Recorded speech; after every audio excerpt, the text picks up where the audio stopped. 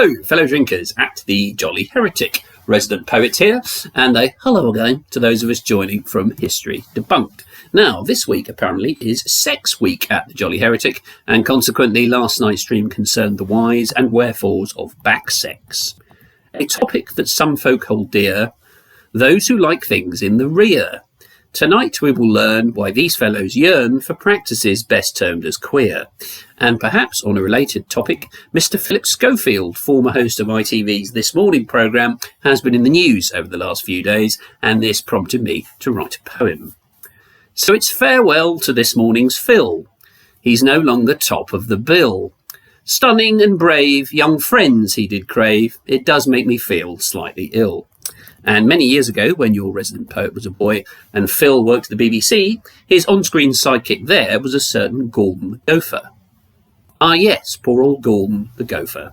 Not for him, the pool and the chauffeur. He worked with old Phil and was put through the mill, which made him turn into a loafer. Tragic story there about Gordon. I do hope he's coping after all those years. And continue with the theme. This week, Ed also made a video on kissing. The video today is on kissing, a subject that needs no dismissing, not just for jollity, a check of gene quality, something that sadly we're missing. And to finish off, as it were, the Sex Week theme, Ed released a video as to the evolutionary reasons behind cunnilingus. The subject today's cunnilingus, understood by even a dingus. To perform this act well makes a lady's heart swell and moan like the jazz of Charles Mingus.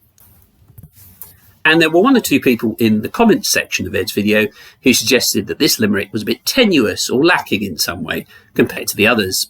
To those people then, if you're watching and you know who you are, I'd just like to say that if you'd like to try writing a limerick featuring the word cunnilingus, then by all means make an attempt in the comments below. I'd be fascinated to see it.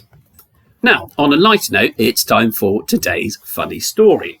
So there's this engineer, and sadly he dies and goes up to heaven. St. Peter tries to look him up in his book and can't find him and says, "I'm sorry, sir, you're not on the list, hence you can't come into heaven." And the engineer says, "But why? I've been a God-fearing man all my life. My wife and I have adopted 2 orphans and raised them as my own, and I've given huge amounts to charity over the years." St. Peter replies, "The rules are the rules, I'm afraid. You'll have to go down to hell." So he sends the engineer down to hell, and before long he gets chatting to the devil. It says, "You know, I could make a few improvements here to make things a bit more comfortable for you." And the devil says, "Good idea, be my guest." So the engineer installs an air conditioning system, state of the art, and pretty soon hell is a pleasant 17 degrees Celsius, and everyone down there is a lot more comfortable. Then God looks down and sees this situation and immediately calls up the devil and says, "I see what this engineer's done. You must send him back here to me." And the devil says, "You must be joking. He's staying down here." And God says, "Right, I'm going to sue you." And the devil replies, "Don't be a fool. Where are you going to find a lawyer in heaven?" So that was today's funny story. So that was just a roundup from me today of the Jolly Heretics output and that of History Debunked. If you did enjoy it, please do like and subscribe. And thank you very much for watching, and hopefully we'll see each other very soon. Goodbye.